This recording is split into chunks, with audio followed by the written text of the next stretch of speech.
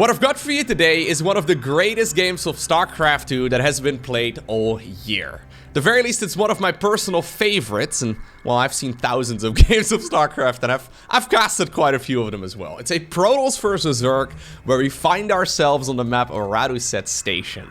The spawning right here in the bottom left-hand corner of it, playing with the blue Zerg drones, we have the man who, myself included, many consider to be the greatest StarCraft 2 player of all time. We're looking at none other than Serral's main hatchery. His opponent, though, his opponent and teammate, playing with the red Protoss pieces. We have the man who, just like Serral, is a previous world champion of StarCraft 2. Just a couple of months ago, this Protoss player won Gamers 8, one of the biggest tournaments of the year.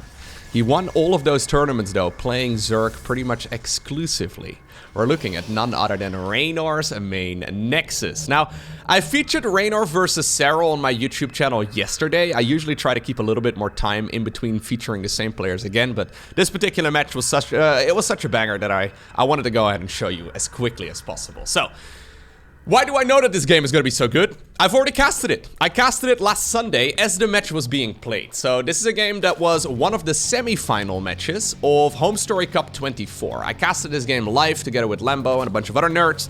Really fun match, and I figured, well, I got a little bit of insight as well as to what's going on here. I figured that not necessarily everybody watching my videos managed to catch this game live, so I'll go ahead and cast it again. So this is game number 1 of a best of 5 series. And there's actually quite a couple fun things to discuss. So because we now have a 9 map pool in StarCraft 2 rather than the 7 that we always have had, tournament organizers have not really come to a conclusion yet when it comes to map vetoing. So the way that it worked in the past, right? You do a best of 5 series, there are 7 maps in the map pool. Both players get to veto 1 map each. Generally speaking, they will get rid of the worst map. At least the one that they perceive to be the worst one. And then, well, they take turns picking the map order in which the games are going to be played in. Because of that, especially in like a best of 3, both players would get to veto 2 maps first. We would very, very frequently get the same maps in a best of 3 and in a best of 5 series because, well, the funkiest maps usually also turn out to be the most imbalanced ones. Those are the ones that the players will end up vetoing. However, now that we have 9 maps, a lot of tournaments have been doing their vetoes a little bit differently. So rather than letting the players veto all of the maps that they need to veto first, a lot of tournaments have been doing, for example, both players get to veto 1 map each, then they do a round of picks. Then they do a round of vetoes, they do a round of picks. Then they do another round of vetoes, and then they do another round of picks. And ultimately, you end up with the amount of maps that you need to be having for the series that you're playing. I know for this particular tournament, both of the players got to veto 1 map each. Serral decided to veto Equilibrium, because it's the funkiest map in the current map pool, and not really the one that he likes to play. Which means that Reynor got to pick a Radusset Station. Now, Radusset Station is really good for Protoss going up against Zerg. Maybe Serral at the time thought that it was going to be a ZVZ series exclusively, but Reynor thought, you know what, no. If I get to play Radusset, and if Protoss is strong on Radusset against Zerg, I may as well go ahead and pick Protoss there instead. So at Home Story Cup, the players could pick, for example, Zerg in game number 1 and then Terran in game number 2. You could switch in between the games. Some tournaments prevent you from doing that, so you're not allowed to, but at Home Story Cup, you do have that option. Couple reasons as to why that is. First off, Lambo told me that apparently Reynor's Protoss versus Zerg is actually really good, in particular his late game. So apparently Lambo, one of the best Zerg players from Europe, yeah, he's very impressed with Reynor's PvZ, so may as well go ahead and give it a try. And then secondly, these two have played against each other a bunch of times over the year. And even though Reynor's PvZ, or sorry, Serral's PvZ is absolutely amazing, so Serral's got like 90+% win rate in the Zerg versus Protoss matchup, there's no denying that recently he has had Reynor's number whenever they play against each other in a series. So I did feature them in a cast yesterday, a Zerg versus Zerg that they played in the European regionals of the StarCraft 2 Masters event. I don't want to spoil my own video, but let's just say that Serral looked pretty good. So Reynor has got a lot of considerations to make here. First off, he plays on a map that's good against Zerg. He can play Protoss freely. The map vetoes, because we now have 9 maps, are a little bit different than what we used to have. Plus, on top of that, he hasn't been all too successful playing Zerg against Serral as of late. And because of that, he decided to pick Protoss. Now, I gotta say, this map vetoing is almost adding like an additional layer to the strategic decisions that you have to make in a game of StarCraft 2, in a series of StarCraft 2. It's really fun. Personally, I'm a big fan of it. I know the players are not necessarily enjoying it as much, but anyways. We've had pretty standard openers here from both players, but it was a Phoenix beginning, and that Phoenix, yeah, it's been killing Overlords. Now it's gonna pick up a Queen to allow those Oracles to get a bit more damage in. Serral, by the way, playing a very greedy game, so he's obviously thinking as well. He's like, yo, if we're playing Radu set, you're playing Protoss, there's really no way you're not gonna try and force a late game, so I will play the greediest game of my life. Look at this. He skipped Link speed altogether. Overlord speed is the first upgrade. Overseer is going to be speeding across the map right now to figure out exactly what's going on the side of the cheeky Italian. And, well, Serral already going into an infestation pit. And if I'm not mistaken, he's going to be going straight into a hive. So even though Serral may sometimes be a little bit predictable with his decision-making in some of these matchups, not the case in this game right here against Reynor. He is playing an exceptionally greedy game. So Infestation Pit is done. I believe we're gonna be going into a hive at like 6 minutes and 20 seconds. As soon as he's got the money for it anyways, which he has right now. Yep, there we go. I was wondering if I misremembered, but no, there it is. Reynor in the meantime, over at the 3 o'clock position on this map, maybe 2 o'clock, 2:30, he's decided to go for a 4th Nexus already. There's the link speed. After Glio Reconstitution, and there eventually is the Hydralisk dead as well. Reynor decides to do a little bit of a move out. Couple more drones here, end up going down to the Oracles, fair enough. This is a bit of a fake though. Yeah, and at this point Reynor sees the timing of that roach speed, and he's gotta be a little bit concerned. Technically speaking, this +1 missile upgrade is not optimal. So we have a Nydus network already coming up as well, and Swarm Host transition, yeah. I think the reason why Serral made this choice is that he scouted roughly what's going on the other side of the map, and this is a greedy game. Generally speaking, against Blink Stalkers, you want to favor +1 melee Zerglings instead, and usually Swarm Hosts aren't a very good choice, because Stalkers are a pretty good option against it. However, on this map, you do have a lot of nice areas where, for example, you can fly the Locust across this little crevice, you can fly them from here into the natural.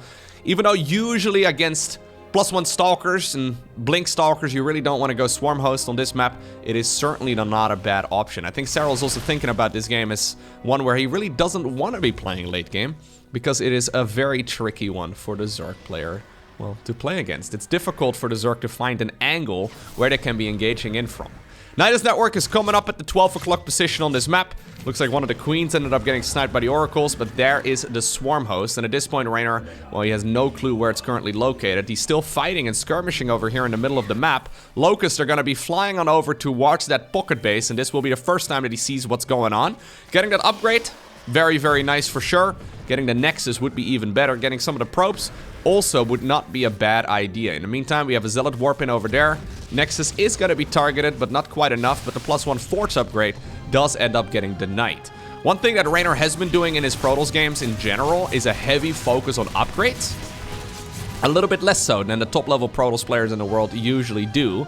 So he usually goes for like double Forge, and he usually goes into, for example, SkyToss upgrades as well, long before he actually makes any SkyToss units.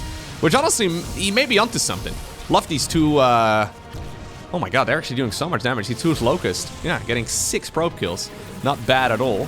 Looks like the Swarm Host over on the right side of the map did end up getting sniped, but most of them managed to pop back into the worm once again. And yeah, the Stalkers can't really fight this. Oracles have been harassing so much that they don't have a lot of energy. 2 additional Forges coming up. And this is what I'm talking about, actually. So he's already going into the +2, and then 2 more Forge are coming up. So he's going into triple Forge. Reynor currently at 88 workers, by the way. So Reynor really does tend to play Protoss like, well, it's a Zerg. So he usually likes to play a very worker and upgrade-heavy style, even though that's usually something Zerg players do rather than Protoss. Reynor still does it as well when he's playing, well, Protoss instead of Zerg.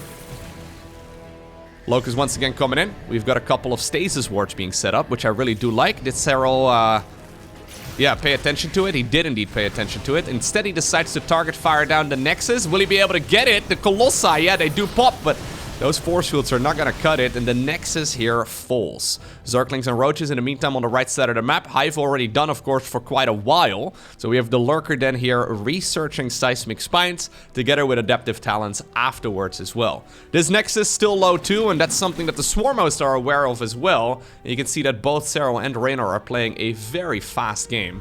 Yeah, as far as the current APM goes, Reynor is already sitting at above 500. Now that was a nice snipe.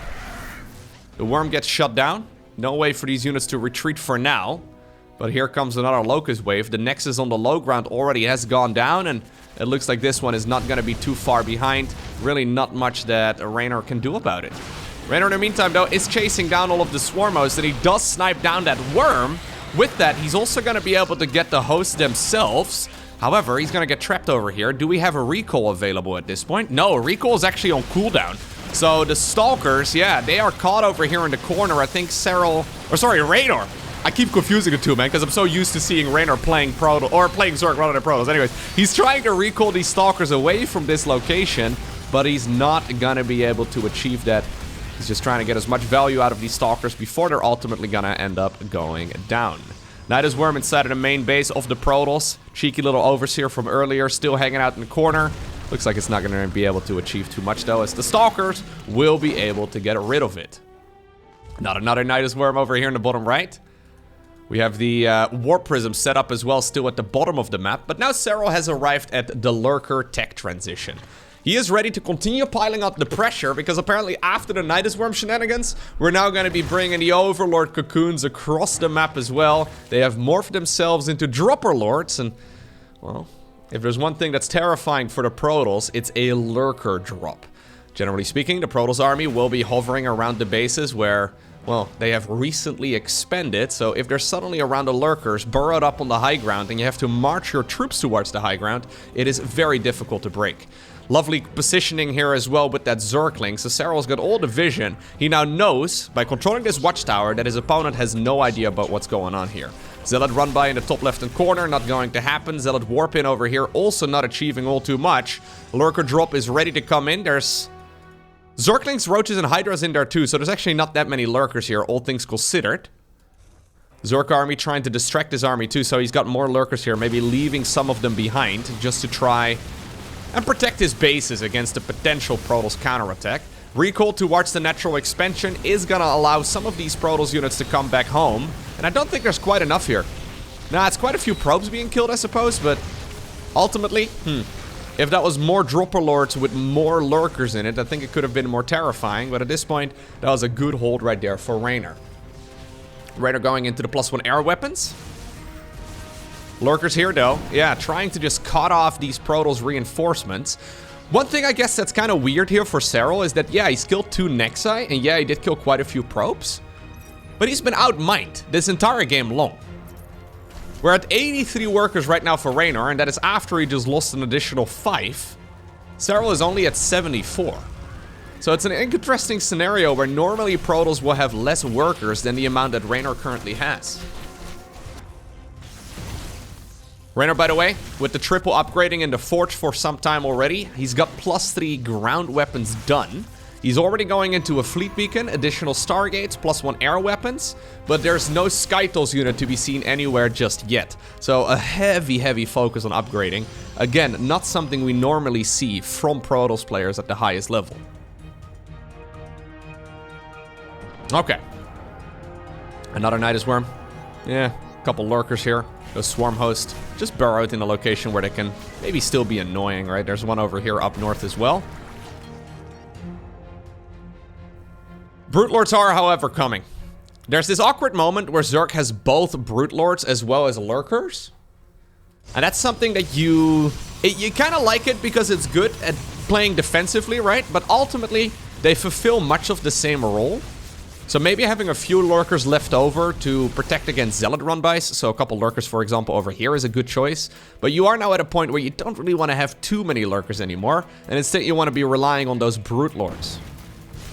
Anyhow, that's why maybe Serral's being a little aggressive. He's got 12 here. That's not really too crazy, but sometimes we have games where you have like 30 Lurkers and you're also going Brute Lords. Not quite optimal for the Zerg, especially when suddenly there's a SkyToss transition that can happen. So Serral does scout this, by the way. He has seen, yeah, that the fleet beacon is done. He did notice probably that there were additional stargates as well, although he didn't have vision of these two. But he knows that there is a SkyToss transition imminent. At the very least, it's something that he will have to keep in mind. Locust over here joined together with the Overlords. Yeah, just trying to be annoying. Recall, once again, is going to be forced on some of the Protoss heavy hitters. He was marching around the center of the map, but he's going to be forced to go all the way back home. This is all fine, though, for Reynor.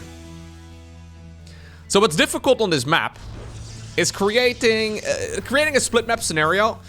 There's this weird dynamic, okay? So let's take a couple steps back. Generally speaking, if the game can go into a split map scenario against Zerg, it's favorable for both Terran as well as Protoss. The general rule as to why that is because Protoss will trade more cost efficiently in the late game. So hypothetically speaking, if both players can mine out 50% of the map, it's better for, well, the non-Zerg player, right? Be it Terran or be it Protoss. However, on a lot of maps, what Zerg players try to do is prevent that split map. However, on this map, it's very difficult for the Zerg player to take some of these bases. In particular, this golden one, very difficult for them to acquire. As we do, by the way, have an Overlord ferrying back and forth. These guys are so incredibly fast, it's ridiculous. In the late game, on top of that, so first off, on this map, it's difficult to really get a split map scenario going for Zerg in the first place. Much easier, it seems, for the Protoss in this particular location. Secondly, the Protoss late game is generally a lot more mobile than Zerg. So in the early game and in the mid game, the Zerg army is much more mobile than the Protoss. However, as the game goes along, usually the Zerg army becomes less and less mobile. Even after the Brute Lord speed buff, and you can see it come into effect here, it's still a very slow-moving army.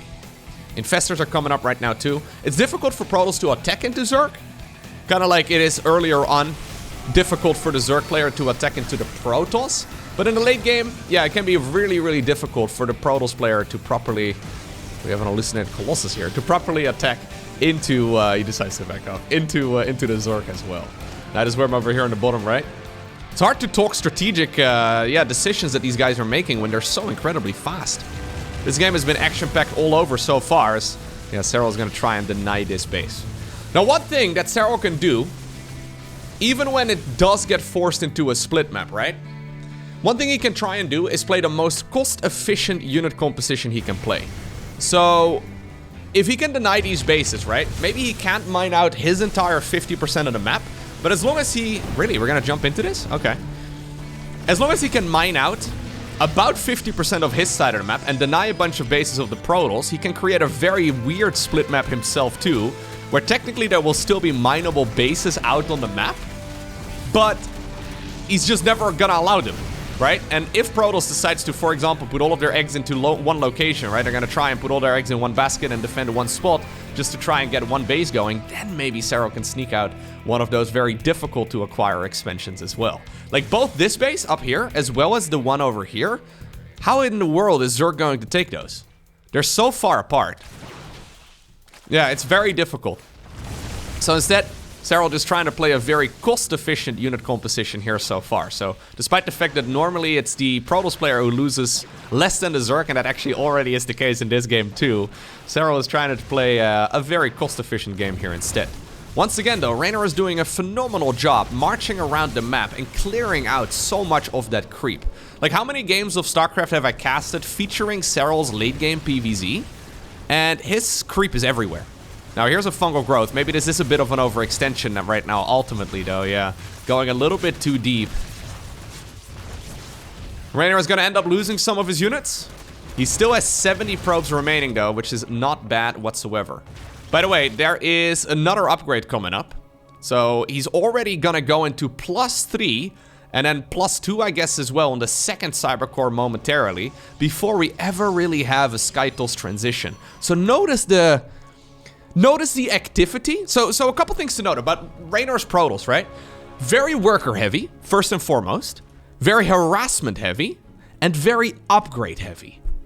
So rather than having these Protoss units sit behind their static defense and maybe using a small hit squad of warpins and a couple units to clear out the creep, he's marching around with his army around the map very confidently. Look at that. 8 additional gateways are coming up.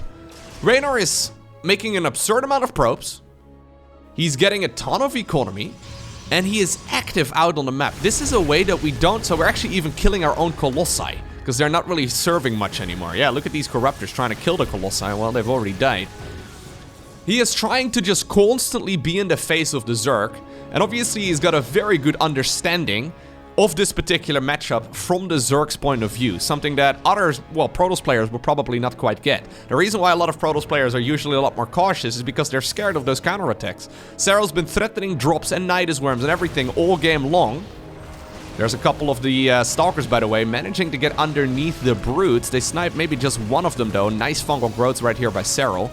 Okay, Infestors maybe just a little bit exposed, but they're going to be able to scurry away reasonably well. Now he's suddenly catching, though, a lot of the Zerg army off guard. There are a lot more Zerg units somewhere. Yeah, they've been setting themselves up for run-bys and making sure that Zealots are not going to be able to get sick warp-ins. Those Lurkers joining in a little bit later. Another beautiful fungal growth right there, though, by Serral. Ay, that's painful. Even with that slowdown, yeah, the Reynor did decide to split, but that was a very expensive decision. And still, +3, +2 for the SkyToss units. Still, we do not have a SkyToss transition. Reynor is essentially aiming for 3-3 before he ultimately wants to make any carriers or Tempest or the Mothership or anything along those lines. Problem with those units is that they're slow. They take a long time to produce, and you have to keep your foot off the gas. Not the style that Reynor likes to play. Instead, he's outpacing the Zerg army. Yeah. So look at this. Reynor taking one of the bases that Zerg has not been able to acquire. In the meantime, we already saw those golden minerals a little while ago too. This is another base that Serral has not been able to acquire. So if you draw a line vertically from the north to the south, Reynor is outmining the Zerg. Now finally we have carriers coming up. 6 Stargates producing units all at the same time. They're gonna spawn with +3, +2. That's insane. That is not the style we normally see from Protoss. But this is proper high-level StarCraft 2.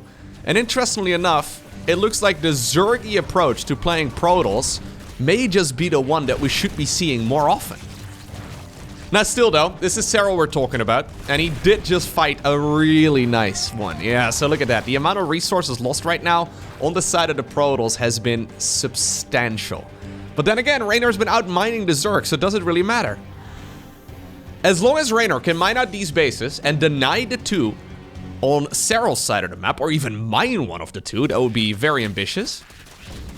There is a chance that he can win, even though he is trading very cost inefficiently. And again, a lot of it has to do with the map layout, right?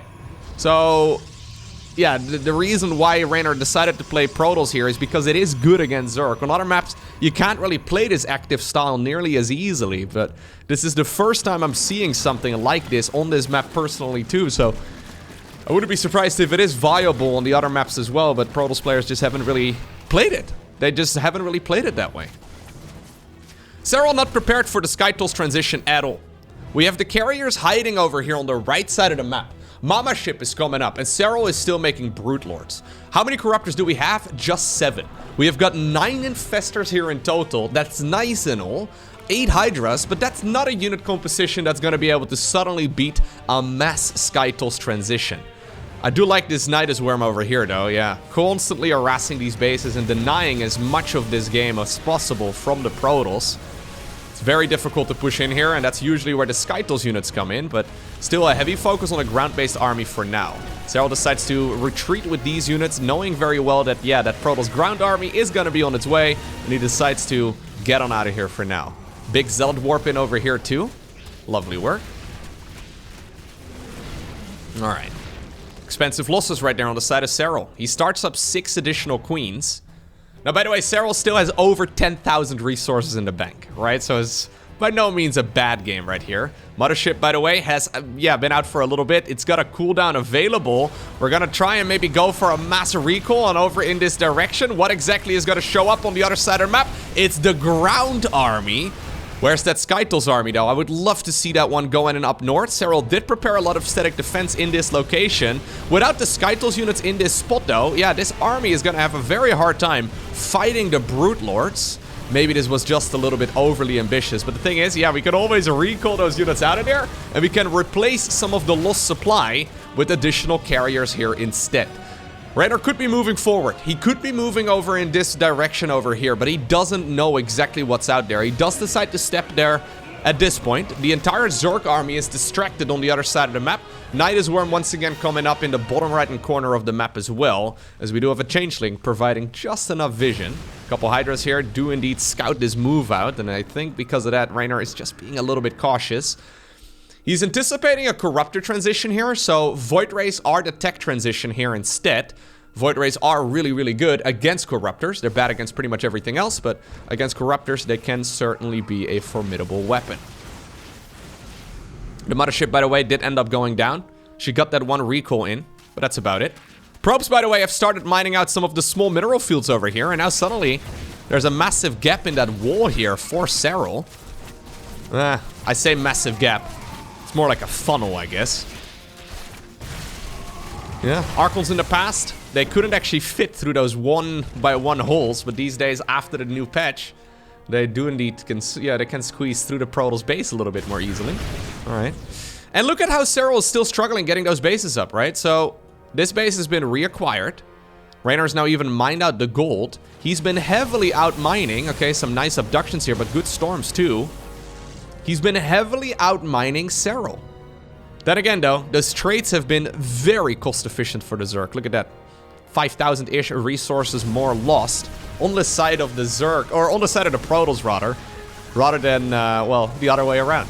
Brute Lords once again are gonna show up over here. Lurkers are gonna try and see if they can run away. Do we have a recall available? No, recall is not yet available. He just recalled out of this exact same location. This is the second time that Reynor is caught without a recall available. He probably plays a little bit too fast for his own liking sometimes, where he was just here. He recalled his units away from this location. The Mama ship obviously also is not out, so she can't mass recall it. Maybe the Void Rays can even this trade just a little bit, but that is essentially the entire ground army for the Protoss player gone. That was Reynor mostly just getting ahead of himself, just playing too fast of a game. He is going to be able to warp in Stalkers once more. This expansion here is now gone. Serral's sending in a counterattack, and this base really needs to go ASAP. These are fully upgraded Zerglings, so they deal a ton of damage. Just a Zealot warp in. Is it going to happen? Battery overcharge? Nope. Preventing at least most of those Zealots from coming in. At the same time, we do have a big fight happening over here inside of the natural expansion of the Zerg player. Fungal growth, though, is going to make it difficult for the Stalkers to continue getting underneath those brutes. We do have a lot of High Templar available. There's another big storm. A couple feedbacks end up going down, too. Okay, looks like Reynor wants to disengage here. At least he's thinking about it. His supply count just plummeted. Yeah, with the losses of that ground army here, Reynor took a very bad trade. If you look right now at the resources lost, look at that. Once again, it looks like it should be in reverse for what we ordinarily see in this matchup. And honestly, it should have not been this many losses, though. I think Reynor probably, like, he obviously is not as experienced playing Protoss as he is Zerg, right? I think if Reynor were to play this kind of game again, he would be a lot more cautious about the recall, and he would not have lost that big group of Stalkers earlier on in the top left-hand corner of the map, and then also not all of those Archons and Immortals over here. Imagine this game without those two major errors. We could probably slice the Stalker numbers by like 25%, right? And the same for a lot of the Immortals and Archons. This game, it would have been domination. Instead, right now, it's not over yet. We have a fight happening up north, as we do have a ground transition here once again by Reynor. Brute Lords are starting to harass this. Those Zerglings, by the way, did kill that base, together with the Zealots and the Pylon and the Photon Cannons and everything else. Cheeky little Zergling burrowed underneath here, making it difficult for Protoss to reacquire that expansion. Serral, by the way, did take this base here very late, but he's not really making a move for any of the other bases. He really needs to get either this one or the golden minerals. But how in the world do you take this as Zerg? One thing he's definitely going to need there is creep spread. Reynor once again marches towards this high ground. Little bit overly ambitious. This, yeah, very tight choke point is not quite optimal. That's an Archon going down. Brute Lord still putting in quite a bit of work. Another Templar as well. Maybe another one? Does not look like it. Queen should be able to transfuse those brutes back up to full, or he could just wait as they slowly do regen. A little bit of a skirmish happening over here in the middle of the map too. I don't really love this for Protoss. Nah, nothing to be gained over here anyways. You may as well back off. Immediately though, Reynor is re-expanding. He's taking one of the bases that normally should be for the other player. This is the mirrored location on the other side of the map, and Reynor is now aiming for both of them. Tempest transition coming up. Really love the Tempest here. Tempests are excellent against Brute Lords, especially if you have a couple Oracles in the mix, so currently we don't, but if you have an Oracle, you throw Revelations on those flying Zerg units, and you start, yeah, pointing out at which ones you want to kill, right? You just point at the one you want to die, and eventually it will end up falling usually, because the Revelation allows those Tempests to shoot at their maximum range, which is further than the Tempest can actually see. That's a very... yeah, no. That is just Reynor being a little bit cheeky. Very ambitious base there. No way that that's going to happen. High Templar here does get a couple nice feedbacks as well as a couple nice storms. Okay. Zerglings here are gonna try and get that base down. Reynor caught out of position. Once again though, we have a couple really nice feedbacks, getting rid of a lot of that infestor energy, making it difficult for the Zerg player to really continue fighting in this area. Tempest coming out at the perfect moment, by the way. Drones right now also joined in when it comes to mining out that particular mineral wall. The problem here for Serral is that he's out of money to mine. Like, he doesn't have a lot of minerals anymore that he can easily harvest. So that's why he's gone all the way down to 25 drones. He's got 175 army supply, which is ridiculous. Like, that is a massive army supply. Okay, he wants to start taking this expansion over here. Reynor's entire game plan has been to deny those bases. He's been trying his very best to, yeah, outmine the opponent. Some really lovely neural parasites over here, though, forcing those Tempests that were really good now to change sides temporarily. They're going after some of those easy to pick off targets on the side of the Protoss, and ultimately, right before it ran out, the Corruptors swoop in and finishes off. These guys are so fast. It's actually ridiculous. Look at this. 565 average actions per minute by Reynor playing Protoss. The top level Protoss I cast on my channel all the time are sitting at like maybe half.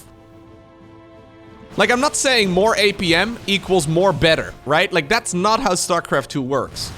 But there is no denying that these guys are just lightning quick on the keyboard. Insane stuff. Like, this is a way that we don't normally see Protoss being played. And it's beautiful. It really is. It's a bit weird for me to call this the Protoss game of the year, because it's being played by somebody I consider to be a Zerg player. But it really feels like, at least when it comes to late game PvZ, the most interesting game of PvZ of the year. Just phenomenal. Anyways, the last couple minutes though have been going really well for Serral. He's trying to get this base going over here, and he's been denying expansions for the Protoss. However, every single time he focuses his attention at the bottom of the map, guess what? That's when Protoss heads up north. So that base over here, reacquired once again. Base over here will be reacquired as soon as Serral decides to go up north. They're doing this weird ping pong, where, yeah, you need to commit a lot of army in order to take down the bases, and Serral really can't afford it anymore at this point. Okay, he's gonna go for the golden minerals now. This expansion is critical. He needs to have it. If he does not have this base, Serral's gonna bleed out. At that point, he would have to win with the army that he's currently got. Now, it's a very formidable army, don't get me wrong. Couple neural parasites once again. We have a lot of feedbacks right there on that one queen. That expansion, though, is being targeted. Nice storm. Looks like the hatchery does live for now. We have almost like a Protoss sandwich. Look at this. The ground army as well as the air army working together. And as one moves in, the other one moves back. As the other one moves back in, the other one moves out. It's beautiful, and ultimately the hatchery does fall. Serral decides to smash his piggy bank. He sees how this is going right now, and he recognizes that this is going to be a very difficult one to take. Reynor sees an opportunity, and he sandwiches the leftover Zerg units. And that's enough. Serral hits GG on the keyboard, and it's Reynor who obtains the victory. What a banger. If you enjoyed watching this video, make sure you hit that subscribe button so you get notified as soon as the new ones go live. Over the next couple of weeks, I plan on casting the very best games of Home Story Cup on my channel, so you will be able to get notified as soon as those videos go up. Other than that, if you made it all the way until the very end of this one, make sure you hit that like button down below. I know it can be a little annoying that I ask, but it really does help. Anyways, for now, have a great rest of your day. Don't forget to smile, and I'll see you once again tomorrow for another cast.